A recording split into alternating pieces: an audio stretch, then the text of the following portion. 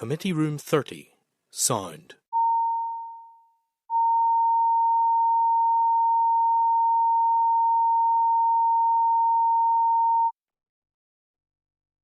Committee Room 30, Sound.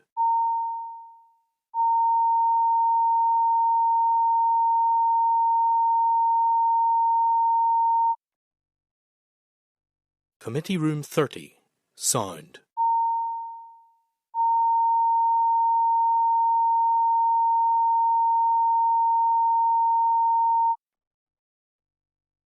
Committee Room 30, Sound.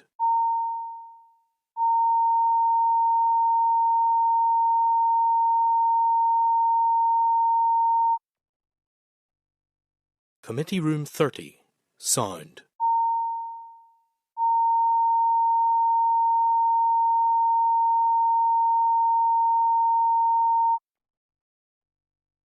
Committee Room 30, Sound.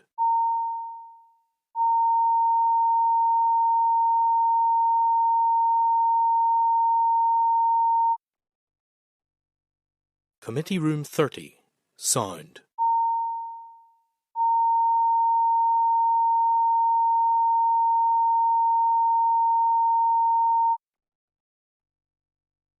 Committee Room 30, Sound.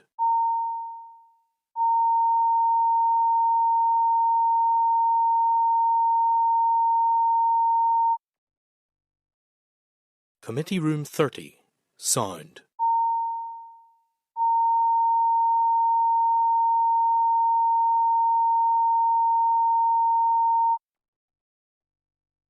Committee Room 30, Sound.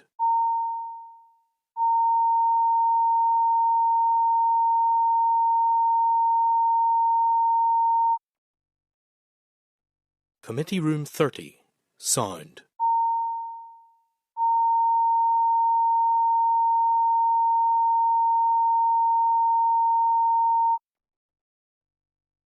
Committee Room 30, Sound.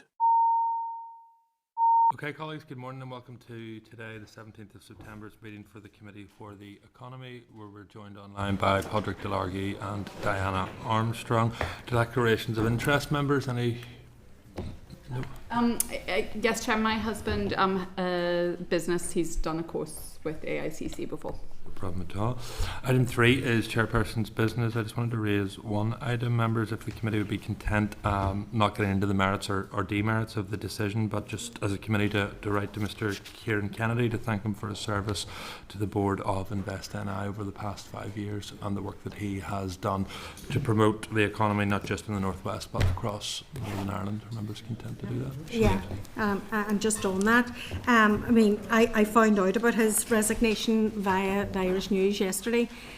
It was quite significant, and it would have been, I think, in the Minister's interest to inform this committee when something like that happens in such a public way.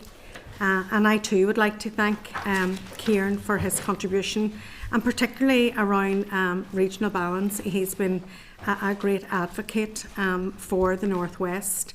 I mean, my relationship with Kieran goes back many, many years because I recruited him to be a member of the Chamber of Commerce in Derry, and he just couldn't get his head around why he, from a Strabane, would need to be a member of the Chamber of Commerce. But of course, it was on the basis of regional balance that he came along, and it was, kind of pushing the Northwest city region, and he has remained true to that. And it's really unfortunate that his frustration of the lack of advancement in regional balance has forced his resignation. But I do think it's a wake-up call, because regional balance is one of the key areas in the vision for our economy going forward. And if someone in the inside is identifying the lack of pace and calling out active discrimination in relation to the North West, I think that the Minister needs to sit up and listen. And as I said earlier on the radio, it's an arm's length body, Invest NI, but it's not a hands off. And it got into trouble because it was hands off from the department itself in relation to the Lions Review. And if that culture still exists within the organisation, it needs to be stamped out. I do recognise that there has been I suppose advancements in McGee and all of that, and they are very, very welcome. But really, it is crumbs compared to what is going on in relation to the regional. We are not closing the productivity gaps. We are not closing the economic and activity gaps. And I'm looking at the local enterprise partnerships, and I don't see outputs. So we're 2 years into this. In terms of the new appointment in Invest, well, not 2 years, but 21 months. And so we do need to see progress, and we need to understand what is actually happening on the ground. So I would like to hear, just what the Minister's next steps are in relation to this. So I think we should write to the Minister as well and express our concerns about actually having to hear things like this via the Irish News. Patrick. Thanks, Chair. So look, just want to begin by thanking Kieran for, as Sinead said, his support for the North West, ultimately for the economy right across the North as well. And I think he's been a really key advocate for regional balance. I think it's really important to have local voices on those partnerships and on any boards. But what I would also suggest is that we write to Invest NI. I obviously have quite an overarching view of it from at this time, because again it's through media outlets and so on. But my understanding is that it's primarily around the office, the location of the office, and the opening of an office in the Northwest. So what I think would be really good in terms of clarifying that issue and clarifying how we move forward on that issue is actually if we can get clarification from Invest NI on exactly where that's at, timeline for that, cost involved in that, what the plans are, but also the strategic objective of that. And I think that's key. Where the office isn't just about a physical location. It's an outward projection of regional balance and of the importance of that. So I would like clarification from that. So what I would ask on top of that is that as a committee, we write to Invest to seek clarification on that point. Thank you, Patrick. And Gary? Thanks, Chair. I'm happy to support that. I think that it is important, obviously, that we recognise the contribution of Kieran, but also of all of those Invest NI board members. It is important that the Invest NI board is reflective. Just last week we had over £115 million invested in our city. Invest NI are doing their best. And I think that we need to be careful just in terms of having a go and not suggesting members in this committee are doing that, but I think we recognise the work and ensure that whatever positions are available, that they're filled quickly. Diana. Yeah, thank you, Chair. And yes, I was quite shocked to see this resignation, but and others have made very good points. But I also would like to make the point. Recently, I've been looking at various board appointments that are in situ, and there is a distinct lack of representation from the Southwest.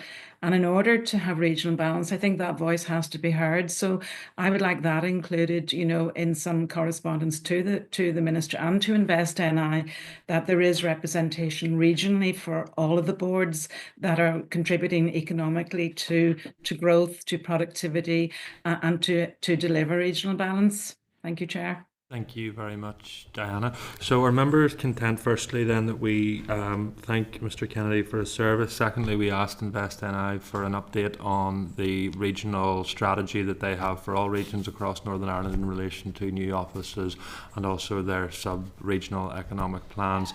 And we also contact the Minister to ask for an update on her work on that. Are members content with all of that, then? Yep. Okay, thank you very much indeed, members. Item 4 then, members, is draft minutes, which appear at page 7 of our pack, which are a account of our discussions, deliberations and decisions on the 10th of September. Members content that I sign those on behalf of the committee as a true and accurate reflection. Is that agreed? Thank you, members. Item 5 then are draft minutes, or matters arising. Are there anything that members wish to raise at this stage which aren't covered later in the agenda? If not, then we can move to our first oral evidence session, which is on the AI Collaborative Centre and the Chief Scientific Officer, and I'm delighted to welcome them to committee here today. Professor Helen McCarthy, who is the Chief Scientific and Technology Officer to the Northern Ireland Executive, Mr. David Crozier, CBE Director, Artificial Intelligence Collaboration Centre, Professor Michaela Black and Patrick McGirr. And you're delighted to have you all here, and I'm going to hand over to you to make an opening submission to the committee. Thank you very much indeed. Good morning, everyone. Thank you very much for having us here today. It is actually a great honour to update the Economy Committee on some of the work that we've been doing. In terms of the work of the CSTA, my appointment was, I think, around the 4th of June last year. Over that period of time, we have established the Office of Science and Technology, which, as you know, is detailed in the Programme for Government. We have a series of integrated strategic work streams. Those work streams are very much underpinned by technology and AI, and it's a very integrated process. One of the work streams, as you know, is the establishment of the Office of AI and Digital. So with regard to that, we can talk about that in more detail. I'm sure you'll have questions, but we have engaged extensively across an external network to make sure that we represent the views of 95 stakeholders across multiple industries, academia and also government. We set up now an internal government AI network where essentially we have AI champions across each of the departments. The key phase of the next programme of work is now to develop the strategy, and we're working in close collaboration with AICC on that. Thank you. Indeed. Good morning, Chair and committee members. Thank you for inviting us here today to brief you and hopefully enhance your understanding of AI and the associated economic benefits and challenges for Northern Ireland. AICC is a £16.3 million initiative led by Ulster University in partnership with Queen's University Belfast, announced in March 2024, supported by Invest Northern Ireland and Department for Economy. We aim to support regional growth through positioning Northern Ireland as a leader on the national and global AI stage and accelerating the adoption of AI across Northern Ireland industry. Our core mission is to drive responsible AI adoption here. I was appointed last August as Director, and prior to that I served as CEO of Software AI, the trade body for the tech sector here. Before that I was part of the senior management team at the Centre for Secure Information Technologies at Queen's. Over the last year, we've worked at pace to ramp up our team, operations and programmes to deliver against the vision and ambitious targets set out in the Matrix report and substantial business case which led to our establishment. The Centre operates under robust governance structures, including an industry-led advisory board, which is chaired by Catherine Harkin, Executive Director and Head of AI at Fintru, based in the Northwest, a Technology and Skills Advisory Board with comprehensive industry representation, and we currently have a dedicated team of 19 specialists, growing to 25, covering AI, data science, ethics, training and professional support. This morning, Professor Michaela Black, AICC Principal Co-Investigator, and Patrick McGirr, Deputy Director for Business Engagement, have travelled down from our Northwest office to join me in the panel. We're also supported in the gallery by Donica Kirk and Tag Hickey from my team in York Street. 4 pillars of activity make up our work in supporting this region capitalise on the opportunities that AI presents. These are: 1, building skills capacity through 390 postgraduate scholarships to strengthen the pipeline of advanced builders and implementers of AI products and solutions. 3,000 plus professionals undertaking short courses to create a cadre of AI power users across all industries here. Our Transformer programme provides practical hands-on AI support for Indigenous SMEs across all industry sectors, and this will see us help 250 companies across Northern Ireland use AI to increase their productivity and take their first steps on the AI journey, with up to 20 days of support freely available from our centre. This will help them navigate the rapidly evolving technology and regulatory landscape in a responsible, ethical, independent and vendor agnostic way. These engagements are regionally balanced. SMEs based in Belfast and Derry currently make up 49% of those who have participated to date. The remainder are from other parts of Northern Ireland. In terms of enhancing the AI ecosystem, we're enabling and supporting a range of events and activities where industry representatives can come together, learn and exchange best practice at a point they are comfortable with, close to them regionally. For example, yesterday we worked together with the Mid-Ulster Labour Market Partnership on bringing our AI Acceleration Tour workshop series to the Junction in Dungannon, with 40 industry representatives attending that. 59% of AICC events to date have been based outside of Belfast. In terms of national and international events, we're showcasing the expertise here and building global networks. Recent activities include supporting Invest Northern Ireland's trade and investment teams in Dublin and New York. Finally then, maximising the drawdown of AI-related research and innovation funding to the region. That's currently nascent in our work programme, but already that's included a new research project with a large multinational advanced manufacturing company here in explainable and interpretable AI. We're also collaborating with a local firm to secure, and we've delivered actually the new UK artificial intelligence sector study for DCIT. So we're already influencing the national policy conversation around AI as well as regionally here. Our progress is further outlined in our written evidence submission, and my team are finalising our annual report to be published in the days ahead. But our recent capability census report highlights that many firms already service global AI delivery operations from here. Technology giants whose names are synonymous with AI, including Microsoft, Nvidia and AMD, have a footprint here in the region. Indigenous firms such as Analytics Engines, Enzi, KPath are growing dedicated AI activities here as well. When appointed, I believed AICC to be one of the most concentrated government-backed investments in AI skills capacity and SME capability in the UK, if not Western Europe. Having met with numerous industry leaders and potential inward investors over the last year, I still believe that to be true, and they have commended our government for its foresight in investing in this intervention. We should all take pride in that. When the UK AI Opportunities Action Plan was published in January this year, I reviewed it and determined that we, AICC, were already delivering or ramping up delivery of many of the recommendations it contained. We have since shared our experience with DCIT officials on what has worked here in terms of supporting SMEs, and that is informing their approach in GB. My team and I look forward to exploring the economic opportunities AI presents to the region with you throughout this session and into the future. Thank you. Thank you very much indeed, David, for that. Any of the other colleagues, or are we happy to open up questions at this stage? Okay, thank you very much indeed. Breaking with tradition, I'm going to bring Kate Nicholl in first, who has foregone some of her maternity leave to be here. Kate's been an avid champion of this, so I'm going to hand over the first session to you. Thank you, Chair, and also if the baby starts to cry, that means I've got my questions in, so I really appreciate that. Thank you. Thank you so much, and I've met with you before, and I think that the AICC is doing really amazing work in terms of bringing academia and industry and government together, and really great to hear that you're already influencing the national strategy.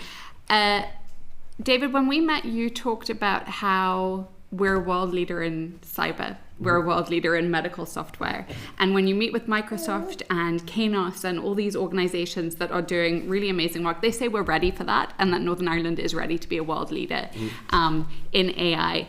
What do we need to do from the Assembly to really have us ready for that? I'm conscious that we do really well in lots of things, but we also, no one on this committee are quite good at capitalising on things that people are afraid of. And so for business to be able to really lead, for us to really lead on this, what more do we need to be doing as an Assembly? I think as an Assembly, a lot is being done already. Obviously, we're getting significant government support, which we are thankful for. That is generating a really large talent pipeline, particularly those advanced postgraduate skills. We've seen, the matriculation numbers that we had last year. The application for those scholarships this year are heavily oversubscribed, right? So we have a population here who see AI as an opportunity, right? And also we see industry, existing industry, I must say, existing investments here, and I speak to a lot of the foreign direct investment companies as well as the indigenous firms. They wish to see a strong talent pipeline, and they think that these sorts of programs are ones that they can either support their indigenous efforts here or go back to headquarters, whether that's in Silicon Valley or wherever, and highlight that strong talent pipeline. So if companies are putting an investment in here, they know there's talent here now, tomorrow, and long into the future. So I think we could probably support more of that. That's not to say the support that we have isn't welcome, but we could always do more. What we know, I guess, about AI and related disciplines like machine learning and data science is, yes, those tools, ChatGPT, Claude, whatever, make certain, augment roles and make some of those, make some of the more mundane tasks easy, right? But in terms of building AI solutions, right, and applying those to large enterprises, large public sector organizations, we need people with higher skills and more advanced skills, in terms of to really compete on the global stage. So look, we do get significant support. We would always ask for more support in that area, right? I don't think anybody in my position wouldn't ask for more support. We see the demand for the skills there. Particularly in AI, machine learning and data science, and that's definitely somewhere where we can continue to grow on the really solid foundation we have around enterprise technology here in the region, which we are world renowned for. It's really useful, and it's funny how so many of our conversations here come back to skills in this committee. Helen, the culture, research, development and innovation in the executive, you've really emphasised that being important. Mm-hmm. How important is it particularly to AI in this work? It's absolutely critical. We've been on a massive drive to try to embed research and innovation across each of the government departments. We've put a science champion, or the government departments have given us a science champion very nicely, we'll put it that way. We have our NICEDAN quarterly meeting, and you may say, well, how does that relate to AI? This relates to AI because I've asked each of the government departments to give me areas of research interest. So these are projects that they know they need to work on. They're areas that they want to collaborate with academia, with industry or whatever. The Nurse Review basically said that we needed to publish, government departments need to publish ARIs, and England have been doing it since 2017. None of the devolved regions have been doing it, so we are actually, since I've come into post, we've managed to get these ARI projects. We've now got 80 projects across government departments. 60 of those have an AI component to it. So culturally, this tells me that the government departments are ready for this. They're ready for the change. Now, I think the other big cultural piece, which, a lot of people are really focused on outcomes, and we are a private sector driven SME economy. We have to be really careful that we make sure we put public sector guardrails around the AI that we do. And the other big thing, the other big cultural piece that we've worked on is data. So Department of Finance and the Minister there has been absolutely brilliant in the support of this. The big thing with the data is across government, all the data is stored in Content Manager. None of our AI tools can access Content Manager. So we did a session with the ministers round the table to basically explain all of this, and they understand now that culturally we need to shift our data to a place that it is accessible. Now, there's no point doing, one department at a time in this. We need to do this as a holistic. This is long-term futuristic planning is what we're talking about, not a short-term fix. So we're doing a lot in culture. It's all soft power. It's all trying to bring people with us. And I know that Philip Wheels in NISRA is leading on the data strategy. I know that economy are going to be leading on the digital strategy. We're leading on an AI strategy. And it's all docked into the research and innovation strategy, which we've just drafted as well. So we're trying to do this in a very collaborative, joined up way. So culture is important. Massively. I chair the all-party group on policy and public data, and we discussed that before. And we're so data rich in Northern Ireland, but it's not joined up. And for policy interventions to be able to access all of that, and with AI, I mean, waiting lists, all these things could be. We could have policy solutions to everything now, as opposed to looking 5-10 years. So it's really exciting work that you're doing, and really grateful. For you coming here, but also for answering my many questions that I sent you. And thank you, Chair. No, not at all. Thank you very much, and thank you for your responses. Professor McCarthy, just in relation to the work of the Department for the Economy that they're doing with you, how many of those 80 projects that you had just outlined there are you aware of within the Department for the Economy? I think we're in single digits in those projects, and I think that's fairly normal across each of the departments. But there's very much a drive for innovation, and actually they've actually done quite a lot of round tables with me, with their senior management teams, certainly on the skills side and the innovation side. And then David and I spent an afternoon discussing exactly what we've said about, the 5-point plan that we need to put in place across government, with the senior management team as a whole in an afternoon. So, it might sound, I understand that everybody wants this high level of one government department's data talking to the others. We have to get all the government departments to have cloud-based structure, first of all, that can talk across. We also have really got to amend the legal framework so that we can share data appropriately. And also, if we wanted to use data for research purposes, which is really important as well, we have to be able to, produce synthetic data that is essentially blinded that we can use, and that's also critical as well.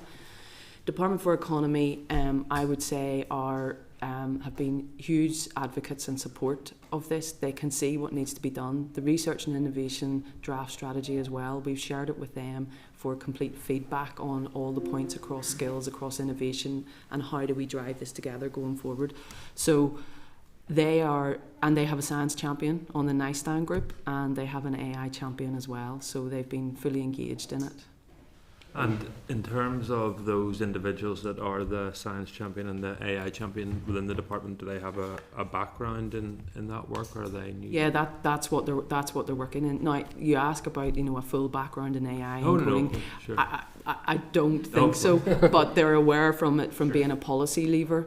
But I do think, even whenever we're sort of thinking about policies, I even think the way we do policies has to change. Mm-hmm. We have to pull in real-time data so that we can see whether our policies are working or not.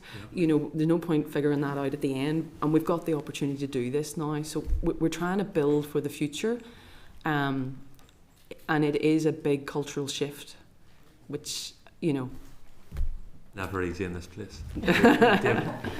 If I could just add a little bit more to that, Chair, as Helen said, my team and I had met with the Economy Board alongside Helen, and we'd given them the benefit of our experience of working with many companies over the last year or so. I think there's an opportunity as well in terms of alongside Helen's work for the likes of innovation sandboxes in the different departments where they can kind of experiment, where they can de-risk some AI projects and experiments. I think there needs to be a kind of reduction in the kind of risk aversion as well in terms of trying some of these tools. We know from some of the public data from various companies that X% of projects do fail on AI. The technologies are evolving rapidly. That doesn't mean that departments shouldn't do those with appropriate guardrails. Yeah. You talked about responsible approach to AI adoption. In terms of the projects that we do with industry, we've built out a tool we call CAGE, the Core Assessment of Governance and Ethics, that we put every project through before we write a line of code, before we train a model, to make sure that those projects are taking account of trustworthiness, ethics, regulations, sustainability, both in terms of net zero type sustainability, but also financial sustainability. These technologies come with a cost, so where companies in our kind of world, in terms of the public sector, to make sure that where they're investing in these technologies, that they're aware of the costs and that they can sustain that investment on a long-term basis. That tool has proved to be hugely successful with the companies we're working with. We're currently building that onto our website in terms of a responsible AI hub, where we'll make that available generally.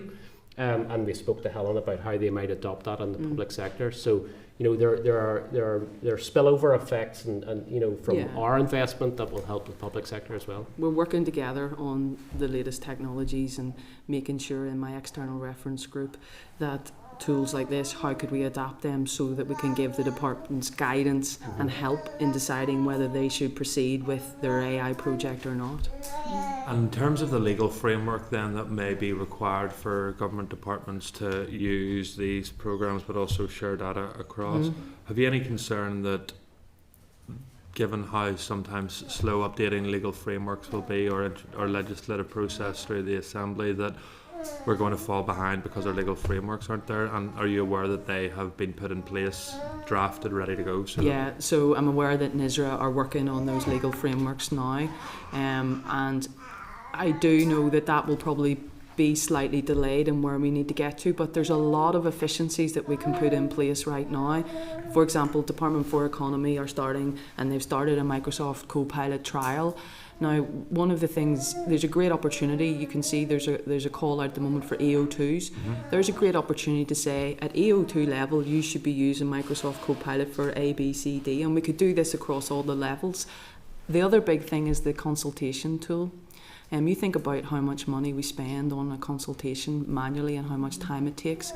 So Department of Finance are writing code at the moment so that we can start to have our own tool. And we see that those tools that can be used across all departments, sort of being involved in the Office of AI and Digital and us helping departments and giving them guidance and using ethical tools and making sure we're doing this responsibly.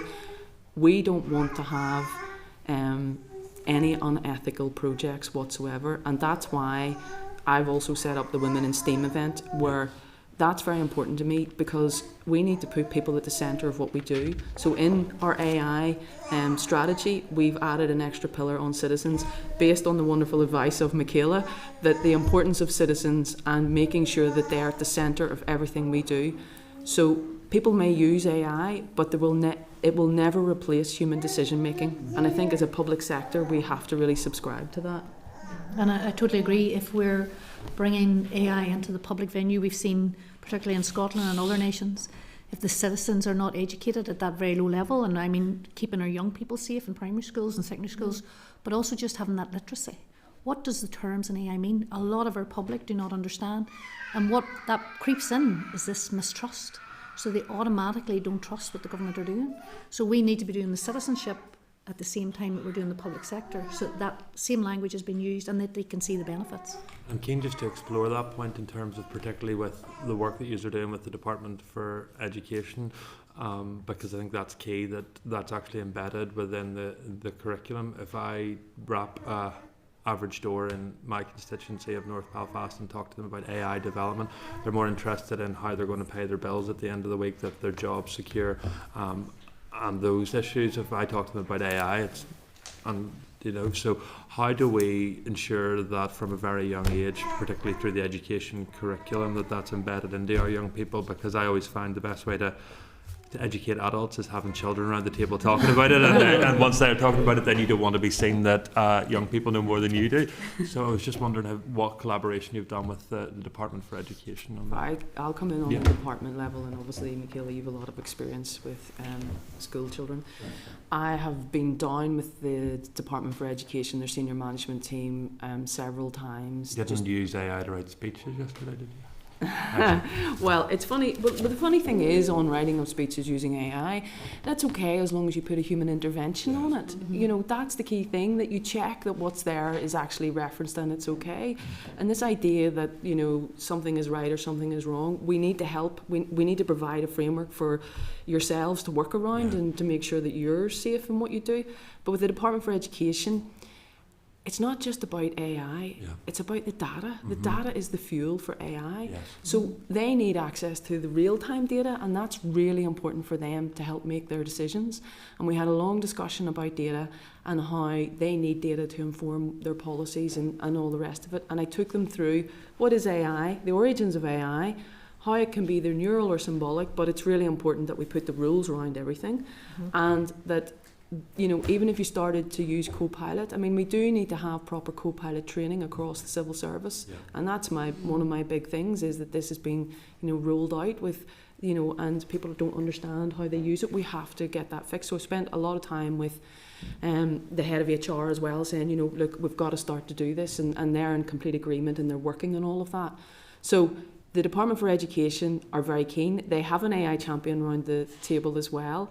They would probably say that they're on a learning curve with all of this, but I actually think that's really good, because I would rather, so for example, I said, me personally, I'm not up to speed on all the ethics of AI, but I know who is, so I go and talk to the expert and I get them to help me do whatever needs to be done. That's how we've done this. We've done this as a co-creation, and the strategy as well, the different headings in the strategy, I've got external contributors to help me. What do we need to cover off? What do we need to make sure the public sector and the future of our children is where we need it to be? So I think the data play is not separate from the AI play in the Department for Education in particular. And just a final question for me in relation to the wider regulatory environment of which Northern Ireland is operating in. So reading some of your paper, you seem to suggest that Northern Ireland's in a good place because it could be seen to have a competitive advantage by operating both within the wider European regulatory environment, but also the UK. So I'm just keen to, if we could tease that point out.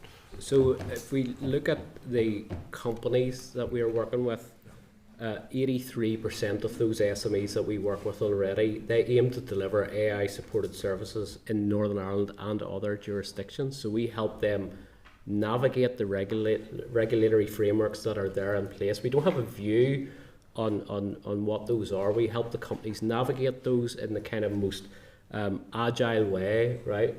What we know from industry is where typically where you meet multiple different regulatory environments, that opens up multiple commercial opportunities in different countries. So we help the companies, they're coming to us asking us to help them navigate those and make sure that their solutions are compliant, and we do that with them.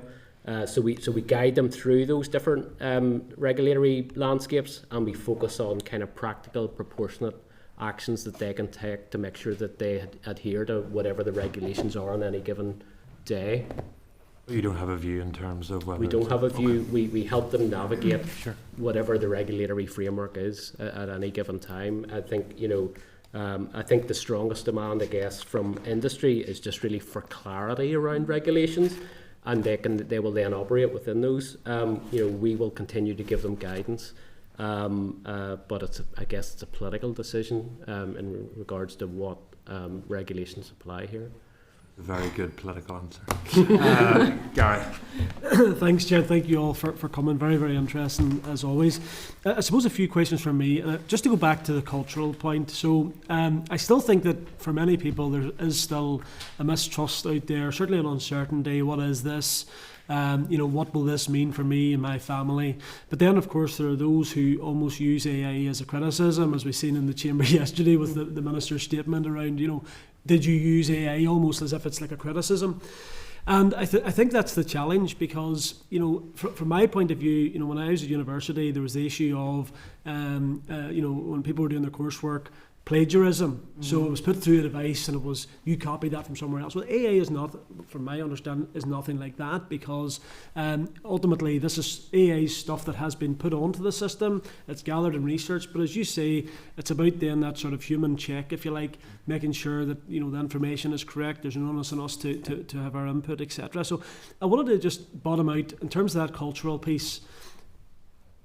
From what I see, the private sector seems to be moving obviously much faster than the public sector, and that is going to be a challenge, because when I read your report, I think it was page 8, or it was in relation to the productivity gap and the pace across the UK. Northern Ireland, we have a much bigger public sector, so it is going to be important for us, for the public sector, to pick up pace. So just your thoughts on that cultural piece and how we address that sort of issue of, what, AI is just another tool, a very big one, but it shouldn't, be something that's used as a criticism either. I think it's in communication, and I think it's in being completely transparent about what's happening and what you're working on, and what the end vision of this is. As I said quite frequently, 40 years ago we didn't know what were the rules and the protocols around email, and we've all managed to get up to speed with that. I think that we need to start thinking about some of the AI tools, that we're bringing the tools in to basically help reduce duplication and wastage.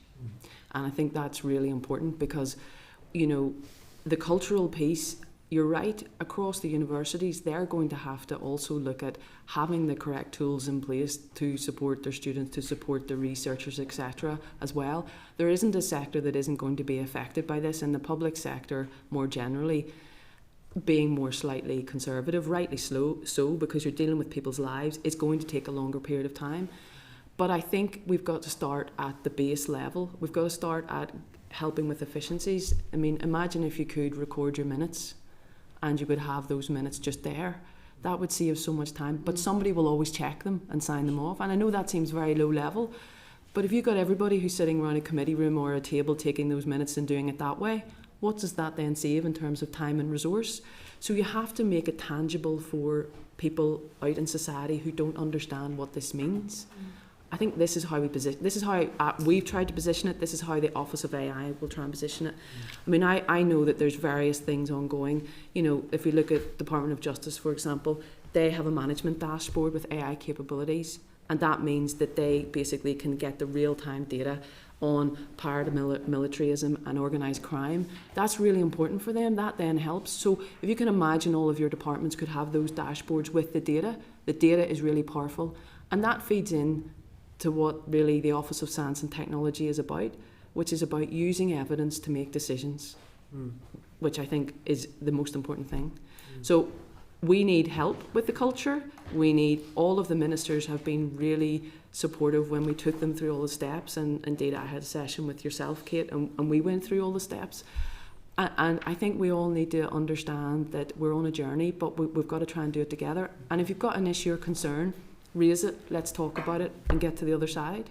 Well, that's interesting. Even in terms of this building, our IS office had a session with MLAs yesterday on the issue of AI, the fact that our devices are built in with software, how to use it sensibly in a way that's productive, and I suppose some people see it as well.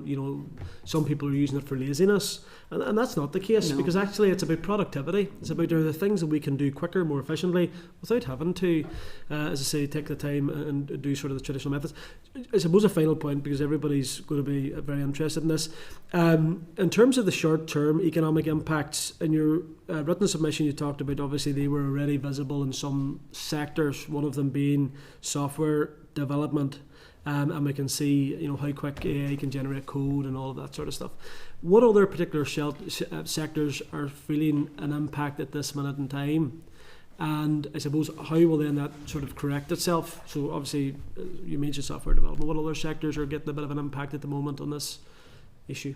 So I think it's particularly hard to pin impacts on AI itself. There are multiple issues at the moment in terms of geopolitical issues, in terms of financial issues, and AI is one part of that.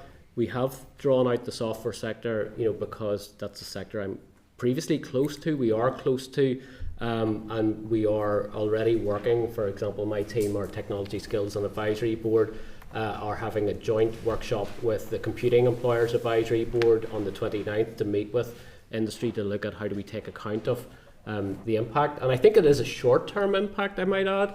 Other industries may see impact, particularly like professional services around research and analysis work, but we've seen jobs announcements from those big professional services firms where they're adding additional data science roles, data analytics roles. So there may be short-term impacts on one part of the business, but they're growing other parts of the business to take account of the opportunities that AI presents.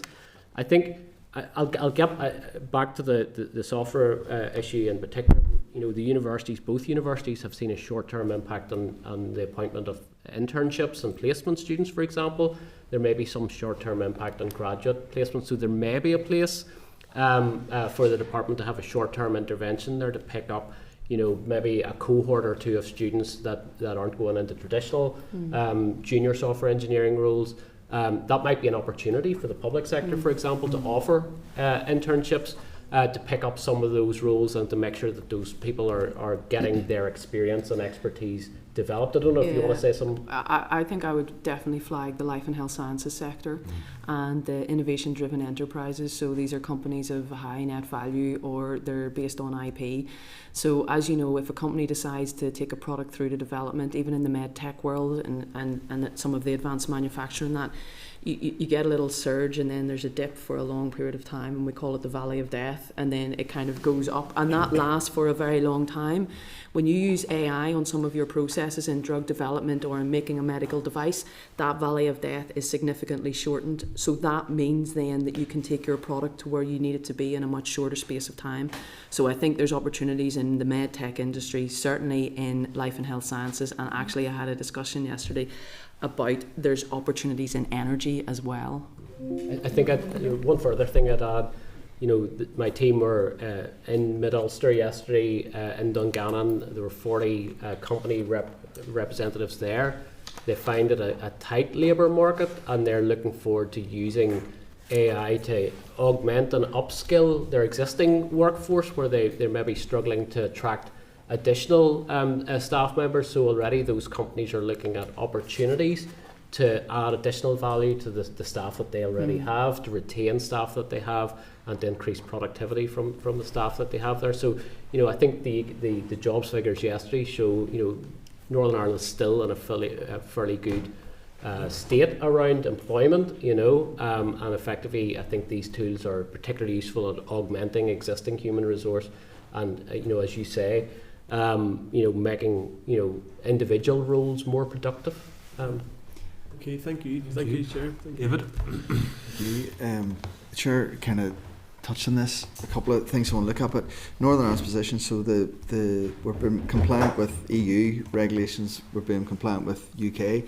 How do we maximise that to our advantage? How do we maximise the ability to use both the compliancy bit of EU and UK? How do we maximise that to grow this here? I think there's opportunities there around particularly reg tech, for example, where potentially some of these differing regimes, and it's not just UK versus EU, you have multiple different regulatory regimes across the US, for example, state by state. That presents an opportunity for particularly reg tech firms here in the region to build solutions that help companies navigate those particular challenges. There's always an opportunity in different regimes to take advantage of that and build solutions. I think recently we had the CSA over from the Department of Business and Trade, and it was specifically to understand what was our AI and our innovation and how did we feed into the UK's industrial strategy. And we went through a number of our different things. Obviously, Studio Ulster is a tremendous asset and underpinned by AI, digital innovations and the like. But she was really impressed with the fact that we have AICC, apologies David, who are basically out there doing the baseline work with all of our SMEs to get them on board. But then you've got Momentum 1.0, which takes your AI to the next stage. Then you've got the Advanced Manufacturing Innovation Centre that will take your manufacturing.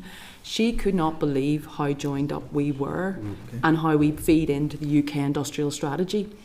Now, that is really good. What we need to work on, we need to communicate this, we need to bring this together and show that even though the AI playbook has come out, even though ROI have refreshed their AI legislation, etc., we need to basically communicate that we're already doing many of these things together. And in fact, whenever we had the British Irish conference there in June, it really did come across that we were incredibly joined up. We're really poor at communication, and we need to improve upon that. That would be my big thing that I would say.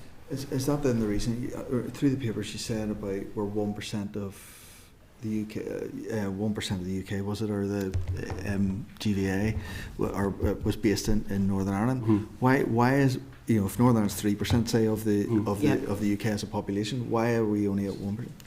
Yeah, you go first and I'll... Yeah, so that figure's taken from our report, and it tallies with the figure that was in the national UK study that was published on the 3rd of September. I think what's skewing that figure a little bit are big investments in companies like Google DeepMind and a lot of those really, really large investments that are concentrated around London and the southeast. If I look at my previous role, in terms of cybersecurity, we would have had about 3 to 4% here in the region, versus probably 2%, if it was kind of by population. I think there's an opportunity there, really to build on. It's a small but growing base and attract more of that, the UK funding in. If you look at the Key Action 5 that we're funded to do, we have a specific task around attracting more of the research and innovation funding into the region, specifically around AI technologies, and I think that will move the needle on that. I think if you look at some of the companies coming through that are building, we would see them as kind of more advanced companies, and they're not building out large language models. They're building out kind of niche language models or niche AI models around specific use cases. I think that's where we can be particularly strong, and both universities are carrying out a lot of activity in that space. I think the startup space is growing, where we have people coming from large FDI companies. They're working with international customers. I think there's huge potential there, but we need to help those companies attract more investment into the region, and I think we're starting to do that, but we're starting from a low base in AI. So some of the work that we've been doing with Department for Economy, and they've been really good at convening this, we're now convening the groups with all the stakeholders, and when I mean stakeholders, I mean it's important to have your sectoral leads and your universities around the table as well. So when there's an opportunity for funding, and you're right, we don't draw down, we need to quadruple our research income into the country as a whole from where we are. We are probably where Ireland was in the year 2000 in terms of how much we spend across government in R&D, and we need to really increase that as well. So we've got the business R&D needs to go up, the government, and also the higher education one. So what we're trying to do this in a coordinated way, where we look at the whole region as a whole and say, what do we not have and what do we need? And how can we join forces together? And because the disciplines are now interwoven across each other, you have to have a sectoral lead from life and health sciences sitting around the table from somebody from software and manufacturing, because AI is part of every discipline that you do, as is data and digital. Manufacturing, productivity, it's all linked in together across disciplines. So that's a long way of saying we have the right people around the table, and we've had a lot of discussions with Department for Economy about making sure that we work together as a team to figure out what are the priorities that the country needs, and we go after those priorities in a really systematic way. And I think it's starting to bear fruit, but it's a new way of working.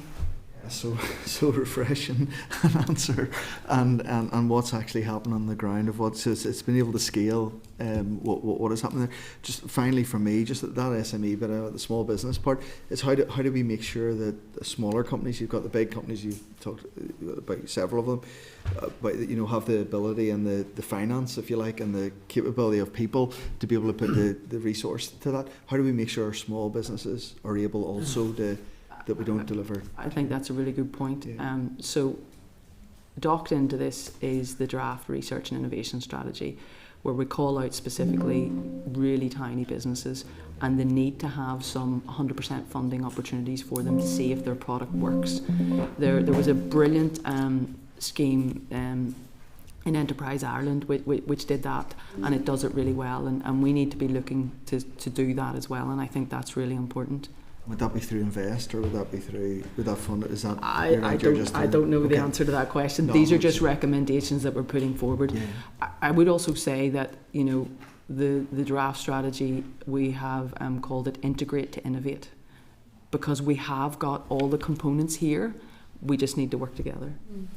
Sorry, Patrick, I've stolen your thunder there. Okay, I'll build on your points. So just on the SME point, you're probably right about the large businesses. They probably have the financial capital to build these products themselves. Yeah. But the smalls and micros, so we're funded to work with SMEs. That's everything from your one-person SME up to your sub 249, and we work with across all sectors as well. So we get businesses that are in manufacturing, health and life sciences, that are in agri-tech.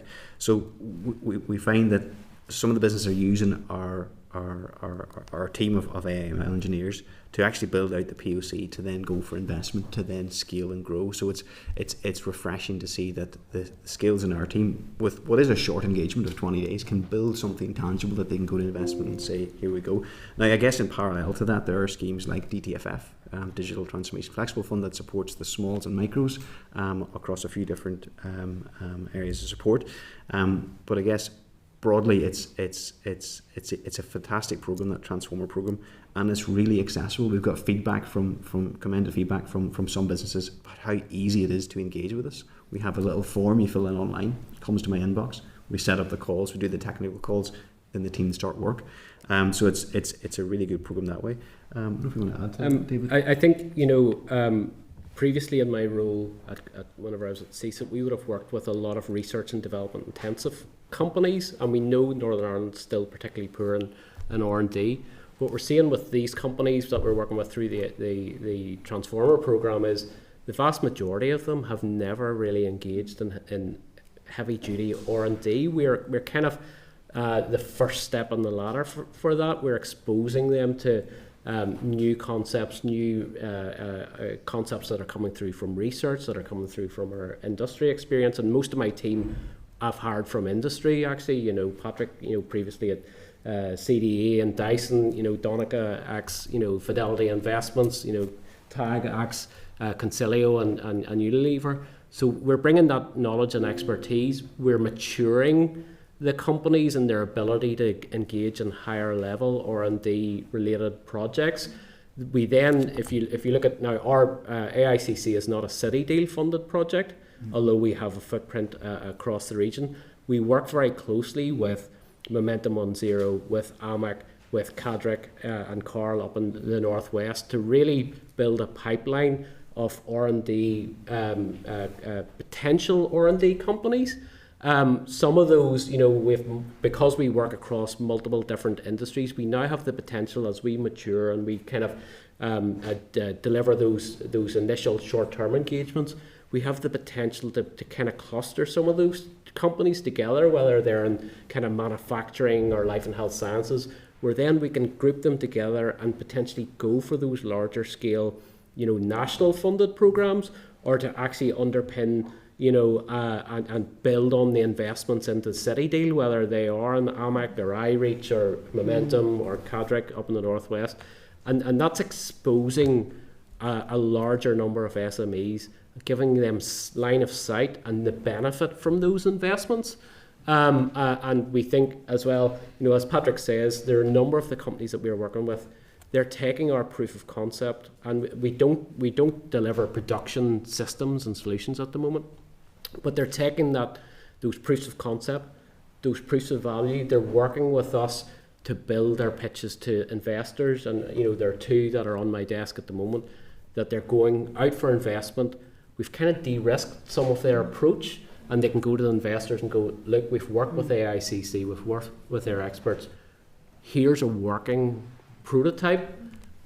Invest in that rather than slideware or just a kind of a business case. So look, we're at the start of that journey, but we are starting to see positive results. I would say strategically then that gives us an opportunity then to look and redefine and reimagine our clusters across the whole region.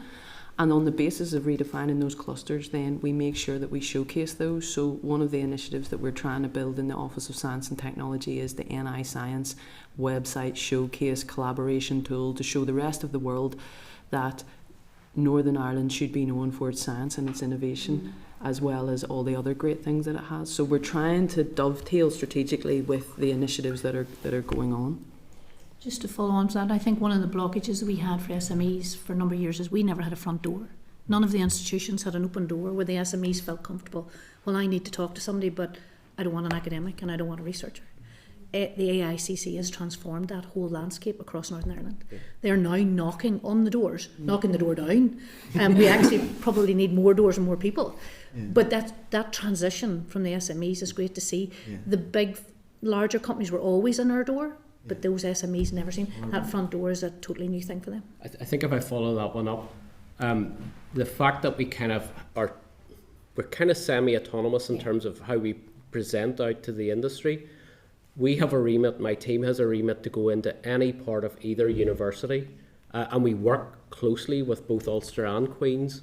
We can go into any part of either university that's carrying out activity in machine learning, AI, data science, whether that's in the schools of computing, both School of Computing here in Belfast, SCIS up in the Northwest, or ECCS in Queen's, also in the School of Engineering, Built Environment, Life and Health Sciences. We can help open those doors and we can make those connections to say, right, well, we see your challenge here. We build out a proof of value, and we can draw on the academic expertise. We can make the connections out into industry as well. So this isn't just about building a pipeline for academics around research. In terms of our handover, and Patrick and the team do this very well. The next steps are as important in terms of sustaining that investment as much as the hands-on project. There are a number of different outcomes. One of those, we've taken the analysis that we did on the sector. We looked at who locally is providing AI solutions and services. So one of the next steps is we provide them with a list of companies who are providing those services. So we're making a market for those Indigenous software and technology firms. We've seen that.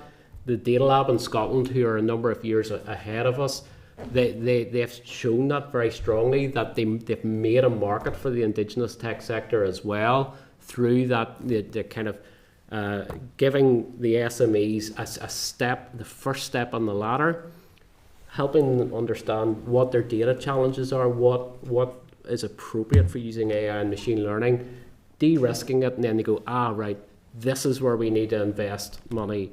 We need a company to do X, we need a company to do Y, and we're starting to really see that we are making a market for the local tech sector, as well as supporting a lot of companies de-risk their first steps on the AI journey. Brilliant, thank you. Thank you, Diana. Yes, good morning to the panel, and thank you for a fascinating presentation or discussion. I'm sorry, I do have to leave in a few minutes, and I send my apologies. And what I wanted to ask is actually about functionality. It's really the capacity, we're building the capacity to produce more AI-driven research. Just the reassurance of the capacity of our data centre to power that, the impact on the energy grid. Is there something that we need to be looking at there in terms of the energy consumption and storage, the storage centres for data? That's a really good point. You're absolutely right. So when we're looking at where we are at public sector wise and data, we've agreed in the initial steps that we're going for a cloud-based approach. Northern Ireland high performance computing is on the map at the moment across the UK, and it's one of the sites that's been identified to essentially be upgraded along the way. The Kelvin 2 is currently located in Belfast, but Michaela, you know the details of the new one that they're talking about. There's a new Atlantic hub coming to the northwest, fueled, funded by an American background, and it's going to be 100% renewable. And the idea is that will now be open from Q1 of 2026.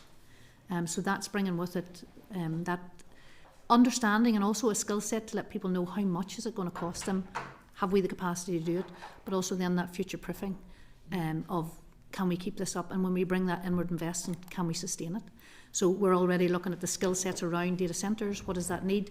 How do we within the universities address that and enable that data centre to be sustained and moving forward, grow with the capacity that we need it to do?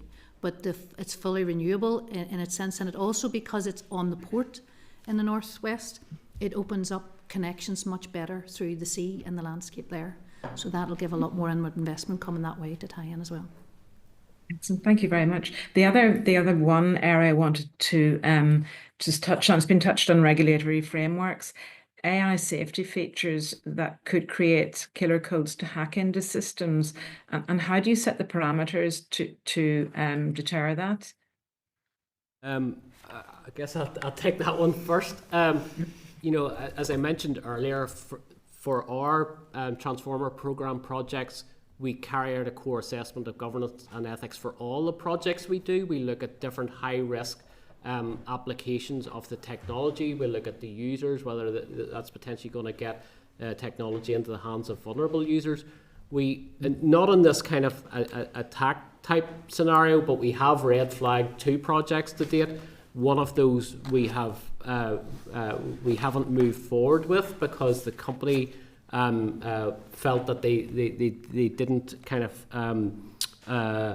align with our kind of assessment of the project. Now, that's not in the space you're talking about. It was in the healthcare space, so we haven't proceeded with that project. That's not to say we can't proceed with high-risk projects. There's another one that we had red flagged, but it's to do with the use case, and the company are putting appropriate checks and balances and guardrails around the application of that technology. Does that answer your question, or do you want to expand a little bit on where you're coming from on that? Well, just really as a side issue of that is, I'm going back to you know, public sector or within departmental officials, really, you know, aware that certain information can be put up on Copilot, for example, that is confidential. That could be sought in freedom of information. Is there protection there within that sphere as well? So Helen, do you want to? Yeah, it's funny you mentioned that. I was speaking at a Grade 3 leadership event yesterday, and this very conversation came up. Grade 3 in Department of Finance, who is actually responsible for this, made it very clear that there is, if you like, a barrier around all of Copilot for the civil service. It's protected from any other versions of Copilot that you might see out and about, which I think is incredibly important, because even people getting M365, they need to understand the difference of using the M365 version versus the chat version. So that was the assurances that the very discussion came up on that yesterday. There was also a discussion around how do we ensure that we are still cyber secure in all of this whenever we're bringing in these tools. So actually discussions with Department for Economy and also TEO, we are really seeing the opportunities.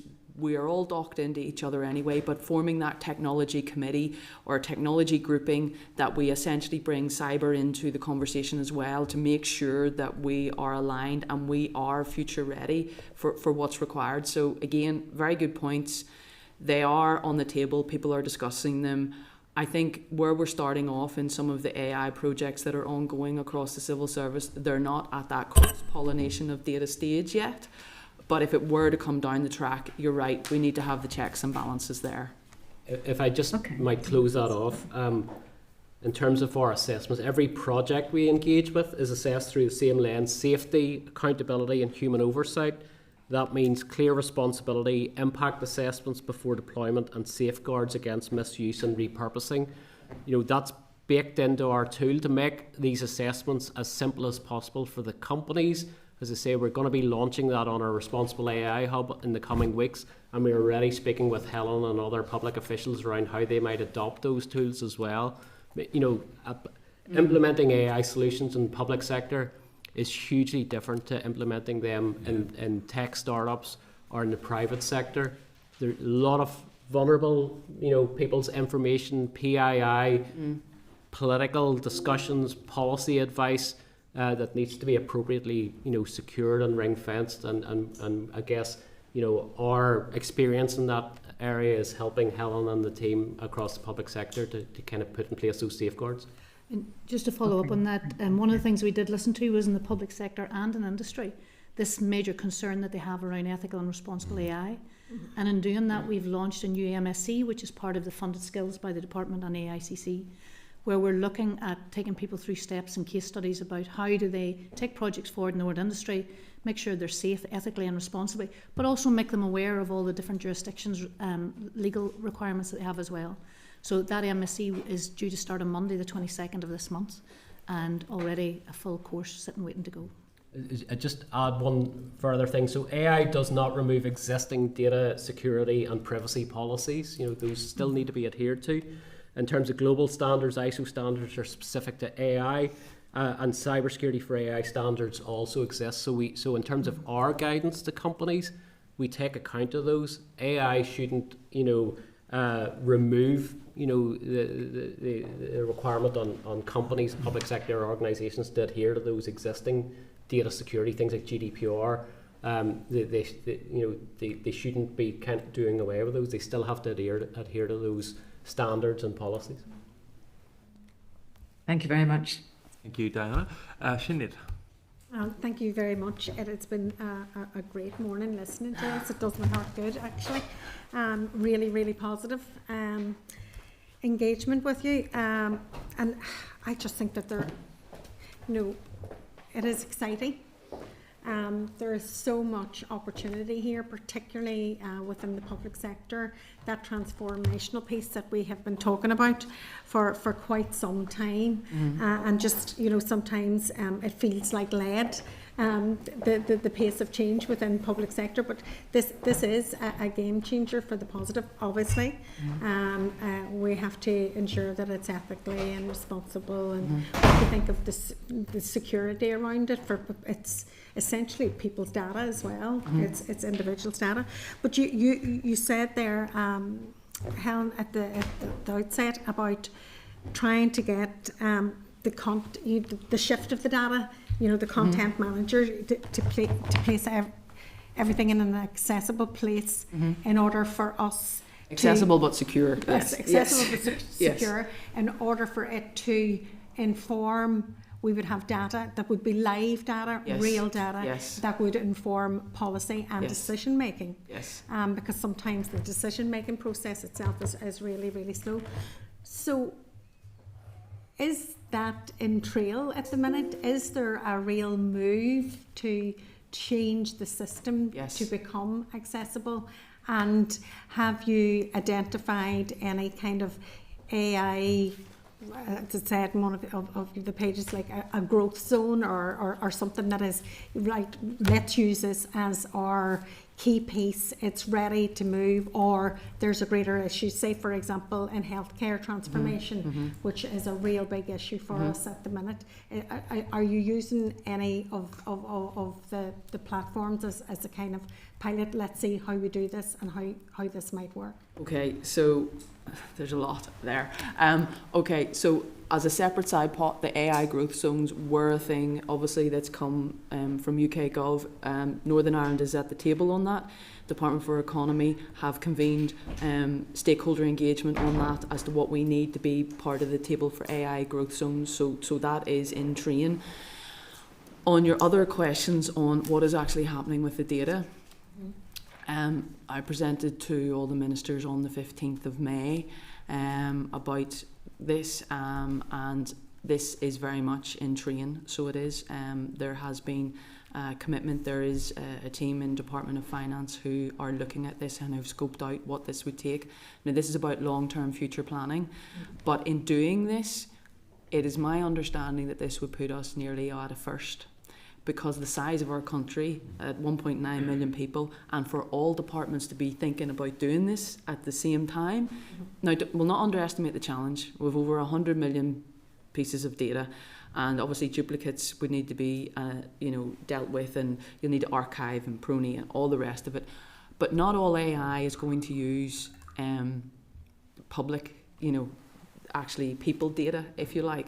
For example, there's a lot of opportunities, and I think it's almost like we're taking the whole country on a journey. We're not taking our young kids on a journey, we're taking the whole country on a journey. And so, if we look at DAERA are quite well advanced in some of the things that they're doing. So they've got obviously the AI enhanced inspection at the ports, so that's not necessarily dealing with, public data. It's not putting any of our citizens at risk by doing that project per se. They're also doing remote sensing on land parcels and things like that, which is really good, really efficient and things like that. And they're doing machine learning on drainage channel identification. That's only an example of one department that's looked at some of the things it can use this for. There are opportunities across other departments. I hear you on the health. Now, the health is a big one. What I would say is that the Minister for Health, Mike Farrer, has convened an innovation roundtable to look at, we've had 2 meetings on this so far, to really look at some of the bespoke opportunities that there are. There's also some really exciting opportunities to try to look at how do we use this in a way that doesn't compromise any of the citizens or their data, but helps to drive some of the efficiencies. So I think what we're going to go down the line of is eventually where are all the opportunities in a sandbox idea to basically kind of say, okay, how can we do this to not get rid of anybody's jobs, but to help the duplication, to help faster, more critical thinking, to give your mind more time to read a document and critically analyse it rather than actually having to put the whole document together. It's just a different way of looking at it. Hopefully that's answered all your questions. Yeah, it's amazing potential, you know, and the reason I probably said within the health field as well, you know, I'm very conscious from a regional balance perspective, you know, that we have city deals in the workings at the minute, and there's quite a lot of like personalised medicine projects, you know, in some of the city deals, and I'm just wondering, you know, is that something that, you know, that sharing of data and the movement of data could be really transformational in that kind of completely agree area that would really help drive. What I would say is that one of the transformation projects that's currently being funded is really to deal with primary care and it across all of the GPs. So when you go in and you need more than just your GP, you need your physio or you need whatever, you get it all there in the one place. Now, I think that is really good and that can transform. Again, I think we need to measure then what's the outcomes of that. So what's the so what around that? So how many patients are not then going to secondary care, etc., etc. So I think sharing of data is critical. I think the personalised medicine one is a great one. Who do we treat, when and where, etc. And I know this is something that Department of Health are taking really seriously at the moment. I've been in discussions with the Permanent Secretary about this, and I think they're really trying to focus in on trying to address our waiting lists. You know, for example, it's not every waiting list that will be able to be dropped down, but where are the ones that we can really have the most impact in the shortest space of time, with the goal of overall looking at waiting lists. I suppose for a politician's perspective, I mean, we spend a lot of our time trying to do research and trying to get data and trying to get information in order to guide policy. So, and make sure that, you know, the policy that we are promoting is actually going to be effective and have the right outcome for our citizens. So, for me, that's is something that, you know, will have a really future impact, and you know, the issues that we struggle with in Northern Ireland is around productivity, and that, you know, we waste a lot of time duplicating a lot of work as well, and that could have a transformative you know, influence in all our work. And my office, for example, I use AI for my minutes and my meetings every Thursday. And it's like that, so we all know immediately the minute we finish what we have to do, and then that enables you to go on to the next task. Exactly. You know, I think it's funny you mentioned that. I would say the number one thing that I've picked up across the senior management teams in the departments is access to real-time data. And actually, when it comes to R&D, we don't currently accurately measure our R&D as a country as a whole. So we've taken on board, it was in the document I sent you, a real-time data framework where we're measuring R&D, and also we're working with the government departments to actually have an R&D budget line. Rather than putting your R&D into CapEx, you need to put it into your budget line. The reason why is because we're judged as a whole economy as to what our R&D is. But you know that more than me. And just on the aspect of R&D as well, I mean, we lost R&D through leaving the European Union and that. And I know, well, from InvestNI's perspective, that was a real body blow, because, you know, it has had an impact. Is there enough money in the system to make us competitive with other regions in relation to that investment in R&D? And yes. If not, can we share resources, for example, maybe the Shared Island Fund, or in that all-island context of driving investment? Yeah, no, you're absolutely right. So UK Gov highly committed to R&D. We don't draw down our share of that, so that's something that we're really looking on. And in fact, UKRI are coming over in a couple of weeks' time for that very thing, and we've engaged with a number of executives around that. Shared Ireland funding, absolutely. So you'll be aware Aoife McLeisite is the new CSA, and she's in DeFeris, and we have a monthly call, and those are the very things that we're talking about. How can we support each other, again, with the Department of Finance helping us? So Gillian, who ran point on the regional city deals, is actually keen to run point on Shared Ireland Fund as well. So how can we start to use that Shared Ireland Fund for some of the things that we don't have? I'm using an example from a field that I know, cell therapies. You know, how do we make sure, so there's only 2 available cell therapies in Dublin, or otherwise you have to go over to England, but there's 6 marketed cell therapies that you can have. So how do we create a Dublin, Galway, regional, you know, up here as well? How do we do this as a co-creation? And that's something that, you know, we're actively looking at in that respect. I think European funding, we are back in European funding, so that is absolutely fantastic to see. And one of the advantages of that is that we can tap into all of our European networks, and that's also a discrete advantage of Northern Ireland as well, is being able to access that funding. Are we doing universities? Yeah, at the universities, yes. Are we able to do this as joined up as we could?